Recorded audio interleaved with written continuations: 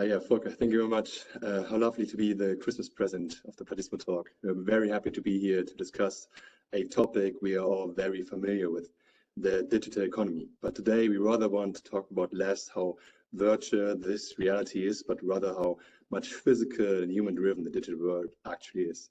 And by doing that, we focus on the value contribution of intangibles, particularly the patents and brands of an artificial intelligence, like the Alexa from the Amazon ecosystem. Because what we wondered in our research group is what drives the AI of an Alexa, of this supposedly technical object, which is nowadays called almost an intelligent object, a smart speaker. Some might call it autonomous, reflective, and cognitively advanced service counterpart for human users. So what is the digital economy? What makes it work? What drives it? Is it Jeff Bezos, the organization, a genius who believed from the start in the long-term value of its enterprise? Or is it like here, the Jeff Bezos AI, the cyborg, who actually organizes this vast logistic network of the interconnected warehouses? Or is it the main part of the digital economy all about the user contributing to the platform system? But the sheer numbers of the users mark the success of the company with the underlying network effect. Those are the questions we ask ourselves, because the common understanding is that the digital economy is driven by intangibles like patents on the all-known algorithm of Google, Alphabet, or the Amazon Smile brand. Of course, the ICT personnel, the information communication technology personnel necessary to actually run this so-called big data analysis, the skills to actually build a data hub, this kind of system where you can extract, storage, analyze, and use data in various digital business models through automation, through and which is supposedly the key value driver of the digital economy. For me as a tax lawyer, this is a major thing. A really major thing, because if we follow this narrative of the digital economy, which is mainly driven by only a few people who run the platform system through automation, through robotization on a virtual level, then this means for us no boots on the ground, no people, no tangibles, no machinery, equipment, land use, no taxation in most of the states where digital services are actually offered. So another taxonomy which might help us a lot, or helped us a lot in our research, was to look at the materials levels of what constitutes the digital economy. And here helps us this concept of extractivism, which was developed by Joel and Crawford, who argue that there is basically no digital economy, but an economy based on the extraction of resources, data, and labor. And those are focusing on the physical, tangible, as well as human part of the digital economy, giving an alternative taxonomy. So to answer this question, so what is the digital economy? This very old question, to be honest. My colleagues Lukas, Mariam, from Weizenbaum Institute, Humboldt University, and me came together to dive deep into this topic during my research fellowship, as Volker mentioned before. So our thesis was that especially the intangible part of the digital economy, the intangibles in form of brands or patents, are overvalued.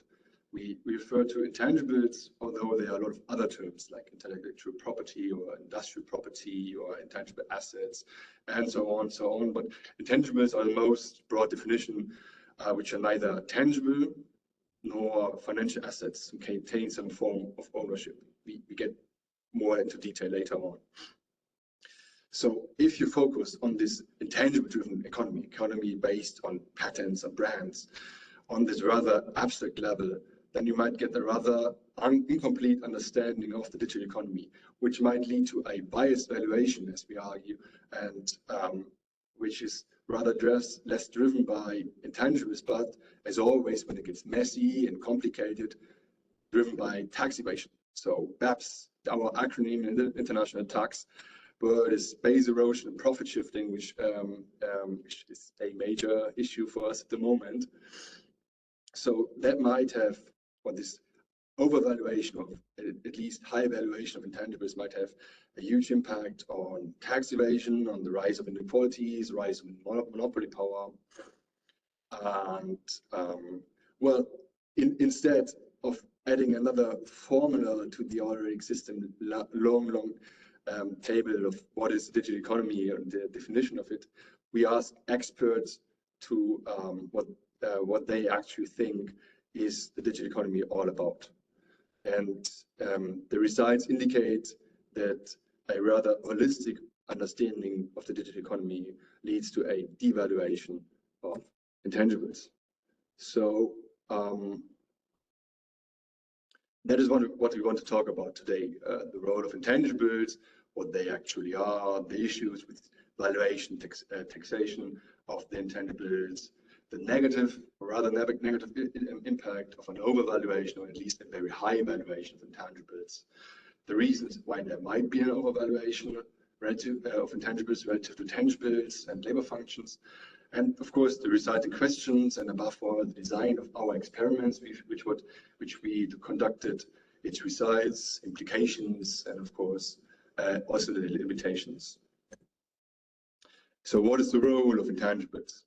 When you look at the figure you see on the right, you see pre-fabrication services, prefab services, the fabrication stage, and post-fab services. At those stages, each generates value for each product at every stage of a global value chain. So through workers, production machines, and increasingly intangibles. You have the prefab service, such as research and development and design, which enables companies to develop those innovative and hard to imitate products and services, resulting, for instance, in patents at the very beginning of the value chain. Then you have in the middle the fabrication stage, where we actually produce the goods, and then you have the post-fab services which come at the end of the value chain, such as marketing, branding, sales, customer service. So in the good old 1970s, if you want to say so, the share of prefab services and post-fab services of the value chain, their actually specific value contribution was more or less balanced, meaning that the intangible-driven start and beginning of the global value chain was balanced with the rather labor-driven fabrication process. But with the dematerialization and decentralization, starting with the 1990s, the so-called hyper-globalization, the start of the introduction of the WTO, freedoms of the EU, opening market of China, an increasingly outsourcing process of the fabrication process from global north to global south, which happened before, of course, but there it was more than ever increased.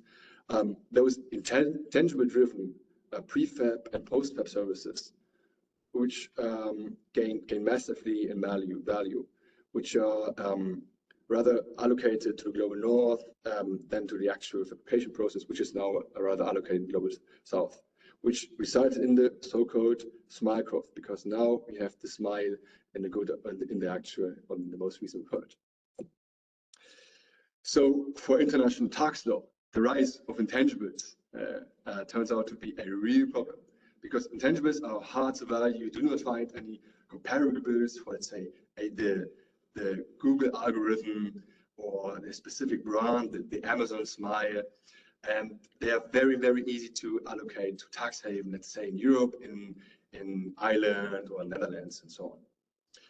But the thing is, if the intangibles are overvalued, let's say at least highly valued, then the other functions of a company do get a lower share of the global value chain equation, which are rather based on human capital, on labor, or on tangible capital, like machinery, equipment, and so on. So get allocated a slighter piece of the cake. And why tax scholars and political science scholars have been highlighting this problem for years. Management scholars rather tend to say, nah, intangibles are really awesome, you just don't get them. We are not allowed to put them in our balance sheet due to the cautious principle in international accounting standards. But in fact, they do exist. They are very, very highly undervalued, almost a hidden treasure. But again, you don't get it. So nevertheless, what we see as a negative impact or negative impacts is first a correlation between the rise of intangibles and rise of inequalities during this time of hyperglobalization. So from 1990 to 2010, there was a period of time we took as a time frame. When comparing to the inequalities, so the distribution of wealth between states, communities, natural persons, to, let's say, the good old 1970s to 1990s, where the inequalities are much higher or lower than within the rise of intangibles. So second, there is much literature about how an intangible-driven economy leads to monopolies, where companies like Silicon Six are simply buying up the competitors, and but not inventing new technologies, but rather blocking them. So the third major implication might be that if you're an investor, you might know your investment product. Above all, when you want to consider, say, the environmental, society, or governance criteria, if you want to invest in a technology-driven company. A tech specialist, Leonard, is here, put it right when he said that our business leaders need to tell stories about their business, right? It's a narrative. It's usually a much stronger story to tell that the profitability is driven by a unique cutting-edge technology.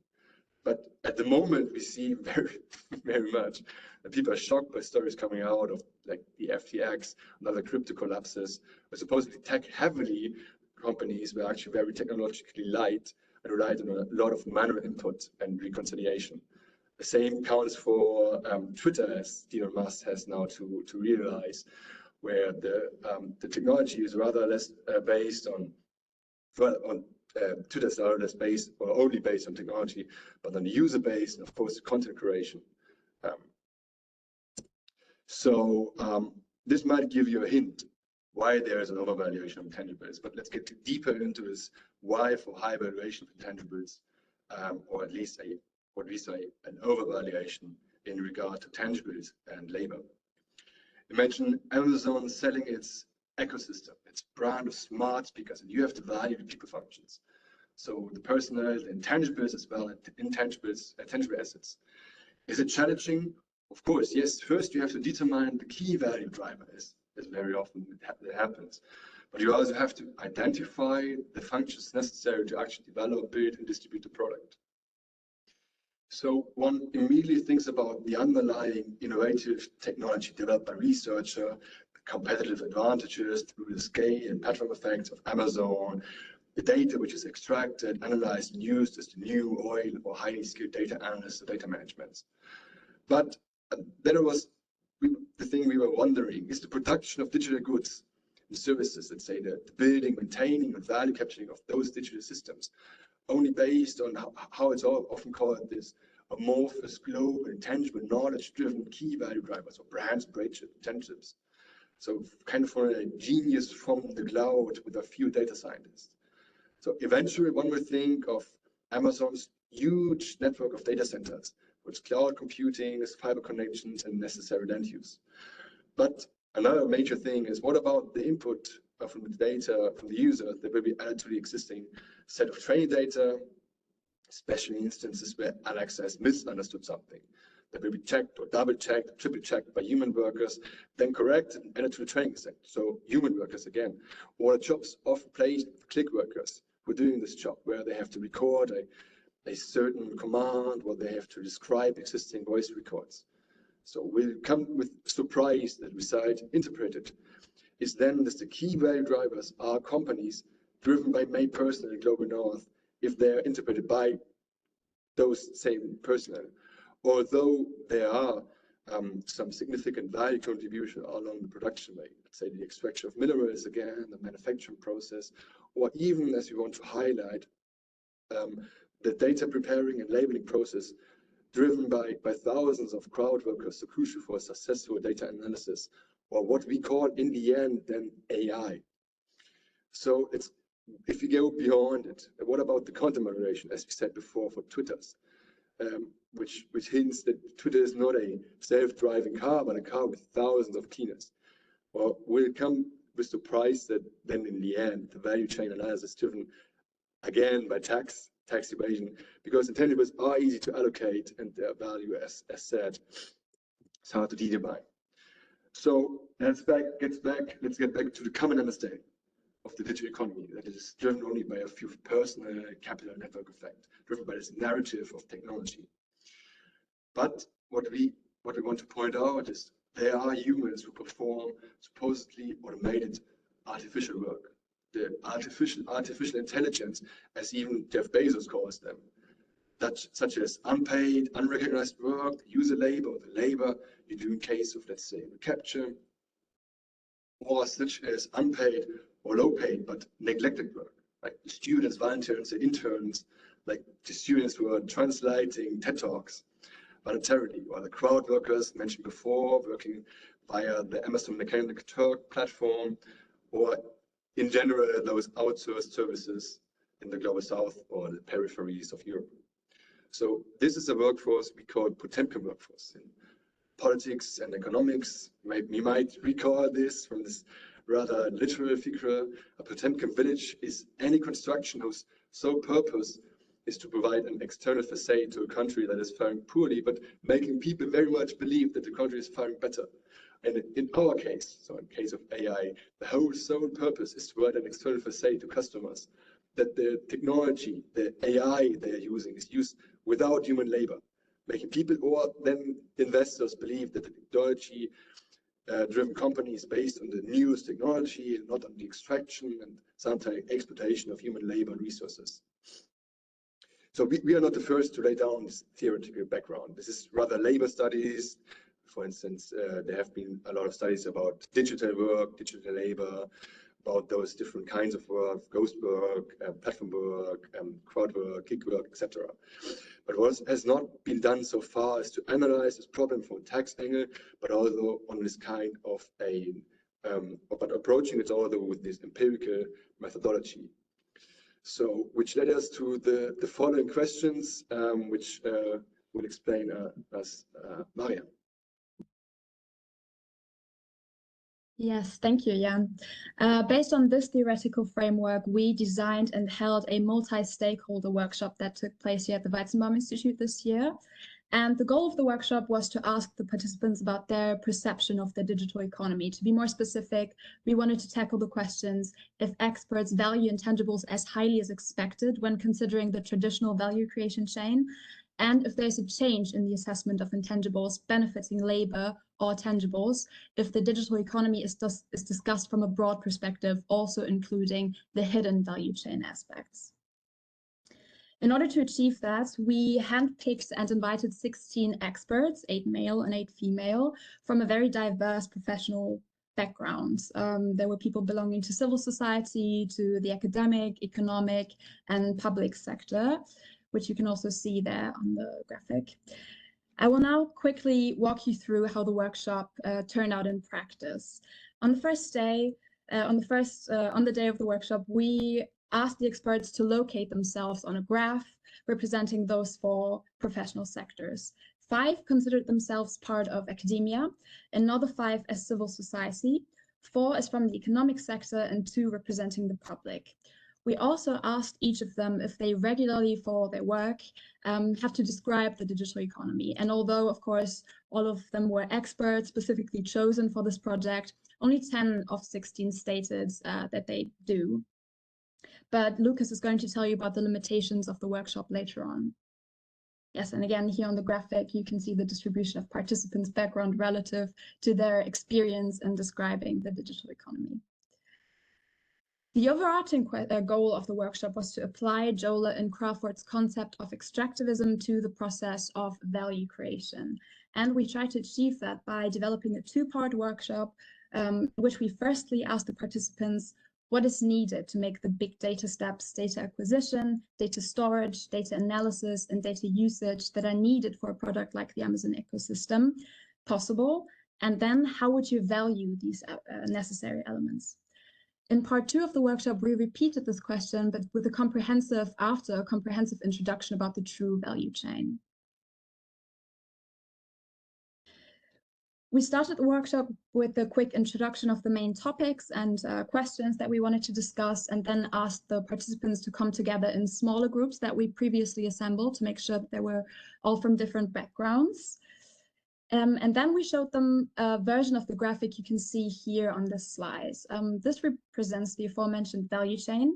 including the 4 big data steps, which we also previously defined, and we gave out spreadsheets so that everyone was on the same page as to what the terms we used mean. And we also handed them out definition cards with elements only belonging to the common understanding of the digital economy. Those value chain aspects each belong to the categories of material resources, such as machinery and equipment or property and buildings, immaterial resources, such as computerized information, patents, etc., and human labor, such as management, research, and production. And their task was now to allocate these value chain aspects to the value chain stages. So in the group, they had to discuss at what stage which aspect becomes relevant. There were also no limitations as to how many cards could be distributed to each aspect or each respective step. We then, after a discussion in the smaller groups, met again in the group consisting of all members to create a consensus board after some heated discussion. And then, as a second step, we asked them to value the elements of each step regarding their overall significance in the value creation chain. And we did that by handing each participant sticker dots, essentially representing the added value share that they then had to put on the elements they considered the most relevant. There were also no limitations as to how many sticker dots could be distributed to each aspect, meaning that they had the chance to either value all the steps equally by allocating the same amount of dots to each card, or to deem some aspects more or less significant by giving them multiple or no stickers.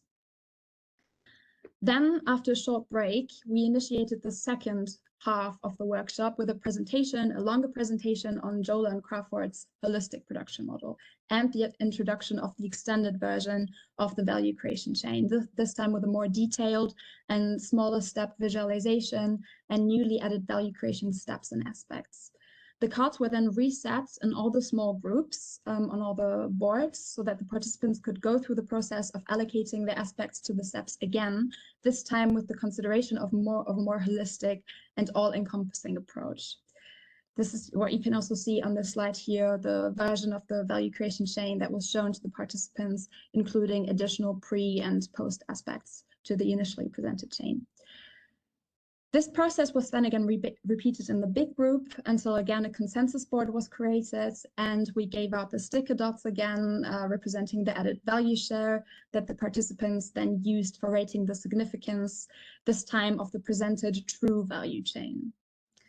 And by presenting the additional information and then repeating the allocation task, we wanted to observe, as mentioned in the beginning, whether there would be a change in the assessment of intangibles benefiting labor or intangibles. As a last active part of the workshop, we gave the participants 12 theses they had to, that we prepared in advance that they had to vote on. And of course, we collected all of the results carefully, which is now Lukas going to tell you about. Lukas, saying that I'm handing you the virtual microphone. Much appreciated. So let's first look at the results of these consensus rounds. So as Mariam just told you, there were 2 rounds, right? And for each round, experts assigned these value creation aspects to these respective value creation stages: data collection, data storage, data analysis, and data usage. And then because we realized that people, or that the experts were really struggling with this, we also created like another category, which you can see on the right, which was called supporting factors, which were as elements which did not play a specific role in these specific stages, but were relevant throughout the entire value creation chain. So if you look now at the results of the first round, we basically see that the amount of aspects basically increases through the time of through the different stages, and we also can see that the share of labor, which is like the orange cards, increases basically also by time. And there's also another thing that I would like to point out, is that there are also 2 kinds of cards which are assigned at multiple steps in the stages of the value creation, which is the network effect, which plays a role in data collection and data analysis, and which is research and development, which is relevant both for data usage and for data analysis. So for the second, for the results of the second workshop, I'm basically just adding, or we basically just like show you here now what has been added to this result. And so basically what we can see that it's mostly labor-related aspects that have been added based on like the more holistic understanding of the digital economy, which means that like there's a lot of like unpaid labor, like Potemkin workforce. We call it Potemkin workforce 2, which is basically us, right, generating data, or what Jan referenced like as the people who provide data to the Twitter to Twitter as a platform. And then there's in data analysis, there's Potemkin workforce 1. Oh no, it's the other way around. So it's Potemkin workforce 2, which is basically like this low-paid data labeling jobs, which are outsourced all over the world, and usually concern the data labeling, but also content moderation. And then for the supporting aspects, we see that it's mostly tangibles who have been added. So resources that we need for the production and for the maintenance, as well as economic competences to actually run a successful digital economy business. So the question now is did these experts actually allocate value? And before I show you how they allocated value, exactly, thanks. So before I show you that, what you just saw, I would like to remind you of our method, right? So our method was that we gave each expert 2 points for each aspect that was shown on the board, right? Which allows for one to rate each aspect individually. And it also allows us to, as Mariam also said, rate or like decrease the value of an aspect without nulling it, right? Which is kind of important, so that it's not just a yes/no kind of decision, but it's a more kind of it's more differentiated. But what it also means is that we had different amounts of dots for both rounds, right? Because in the first round we rated 10 aspects, and in the second round it was 14 aspects. So to actually analyze this now, we can't just look at absolute values, because then it's I mean we could look at absolute values, and we could look at the absolute value shares, which would like we have to look at like proportions, right? So this is the first thing, and then we can look at like the absolute value shares. But now, like if you think along, you would say, but wait, I mean, you can easily see we are adding like basically only work-related aspects in a second round, right? So it would obviously make sense that work is then more there's more value assigned to work, which is true. So we try to kind of control for that by actually calculating the average amount of points that was assigned to each like group category, right? So for example, for data analysis in the second stage, I would average the points both for research and development and Potemkin workforce, and I would average the points for the intangible aspects, just to make sure that we don't create like an imbalance that we don't want, just through the addition of new aspects. And this is what you can see now on the next slide. So I'm going to quickly walk you through this, because it's a little noisy. I'm going to start on the right. So this is the supporting factors, right? These are the factors that are relevant throughout the entire value creation chain. We only rated them once because, again, this was newly created during the workshop, and we were really thinking on our feet to kind of how to rate them at all. But the most important thing is the one on the middle. This is the averaged percentages, or this is like I first average the points, then I calculate the percentages, and I kind of try to maintain the proportions of the kind of points added to this average percentage, basically. And on the right, you can basically see the absolute numbers also in shares of the of the total value that could be allocated, basically. So what do we see? First of all, if we look at the middle graphs, we see that the biggest shares of value created happen in data analysis and data usage, right? So people do not assign as much value to data storage and data collection, which might be due to the fact that there's there's labor involved, or which might be due to a number of reasons, right? And we also see that labor has procedural relevance, right? So there's no labor aspect in the supporting factors, obviously, and it's only relevant in these specific stages, which makes sense because it's labor. It's about transforming something to be used at a later stage. But most importantly for our research question is what happens to intangibles, right? What happens to the intangibles when you think about the digital economy in a more holistic way? And you can see it both if you look at the absolute and at the relative values. You have a massive devaluation of intangibles. So on the left, you see while intangibles make up nearly half of the points assigned in the first round, it's reduced to nearly a third in the second. And you see the same effect basically in the middle, right, where there's a big chunk added to data collection, right, reducing the relative value created by data collection, which are these unpaid workers. And then you have a similar effect with the low-paid workers during data analysis, right, the Potemkin workforce 1 and 2, which both kind of gain value at the cost of intangibles and also tangibles, if you look at the way that data storage basically also loses its value, or like the tangibles in the data storage aspect lose its value.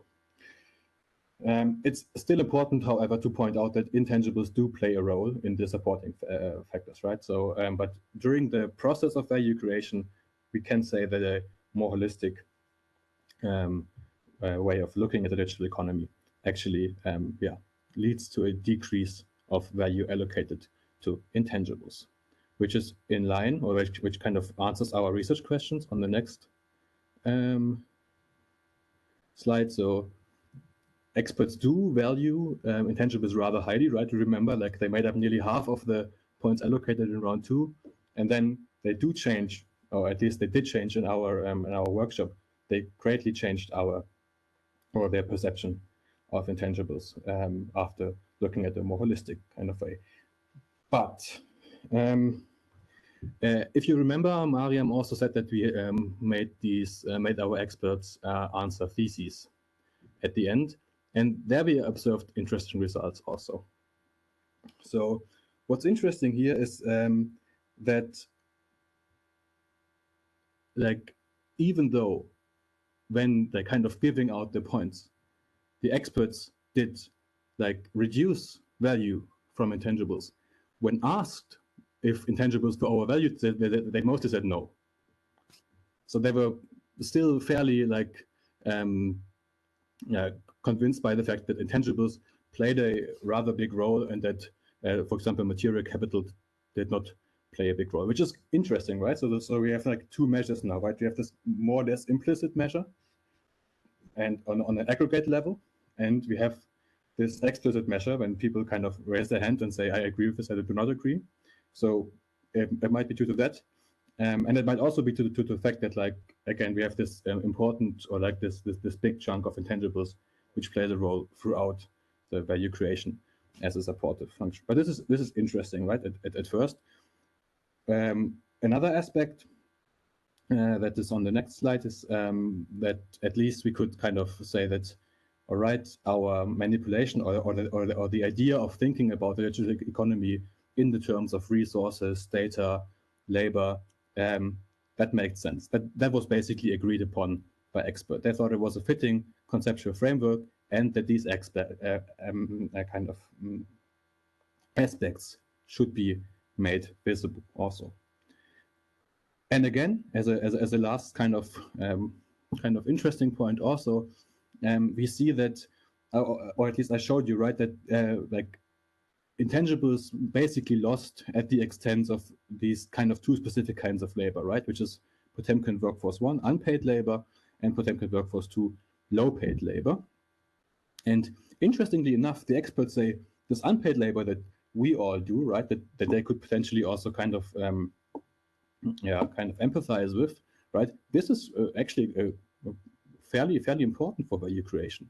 But the labor that the people in the click farms make, it's not important at all, which is interesting, right? Because this is one of the only additional labor aspects which is part of that analysis, which is the most valued part of the value creation chain also.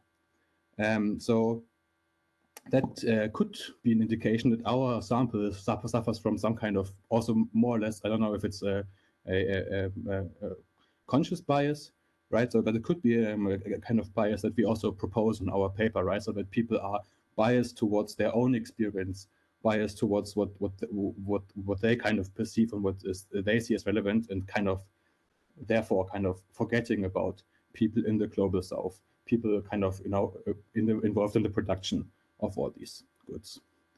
And this also kind of indicates our limitations that we have, right? So as you can see, our results are far from consistent, right? Which is again due to a number of limitations, which are on the next slide also. So again, as I talked about the expert sample, right? So there were these experts were basically all, I guess I can say, the white people, which is not, that doesn't have to be an indication of your background, but there was basically no relation to the global south whatsoever. And we also only had like a small fraction of the people that would actually active in the text area.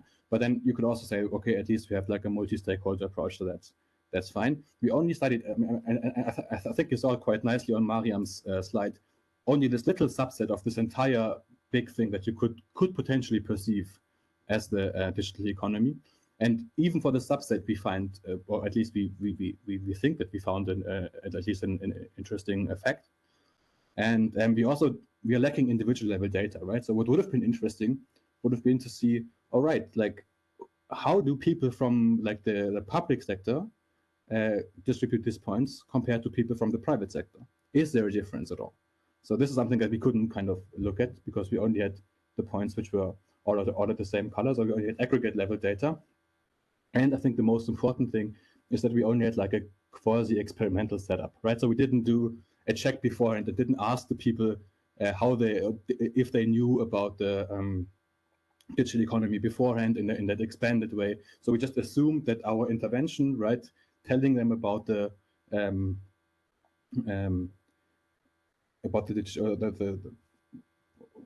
holistic digital economy would kind of then create this different, or like can lead to different evaluations, but we can't, or we didn't properly check if that manipulation worked. And then obviously also just by holding it in like this expert workshop, we couldn't control for like social desirability and demand characteristics, right? So, I mean, you can also imagine Jan just telling you, and yeah, there are all these underpaid people and there are all these people, and then you might just like make the dots in a way that, correspond more to the thing that Jan just told you. So these are things that we need to also kind of consider when we look at these results, which also, if you click one last time, Jan, kind of gives us to at least my conclusion that we would really love to do like a larger scale replication of this, and maybe you have ideas on how to do that also. It's probably going to be digital, but I think that there's some interesting findings here, and that it would be interesting to kind of put our kind of results onto a more firm footing. Thanks, and then I'll kind of throw the microphone back over to Jan. Thank you very much, Lukas. Thank you very much. So still, as Lukas pointed out, we had this in the first round, or we had this direct and indirect questionnaire. So ask them if the intangibles are higher valued or not. Still, what we argue is that labor significantly gains at the expense of capital, what we saw within the experiment, which is, of course, in contrast to the answers within the thesis, as Lukas had pointed out. But still, we have this fact that labor gains significantly at the expense of capital, where the effect is much higher with intangibles than with tangibles, which leads us to the conclusion that there is this kind of overvaluation, or at least high valuation of intangibles. When one wants to generalize, always keeping in mind, of course, those limitations. It is the role of auxiliary functions, which should not be beamed out of the global value chain equation, and the role of, let's say, in the broader sense, transparency, or the regulation of the digital economy. Because that's the rule of thought here. If you actually know what you need to make that an AI works, on an atomic level, you might be better suited to find proper solutions from a legal as well as technical perspective. And the calendar motto you might derive here is know your company on an atomic scale, or another better, know how much your company is actually built upon resources, data, and labor.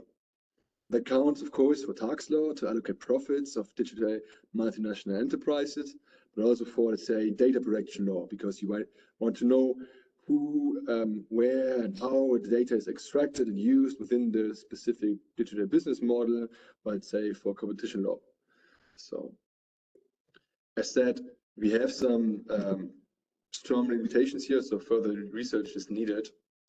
As Lukas mentioned, let's say participants from the global south, or specifically from different areas of specific industries.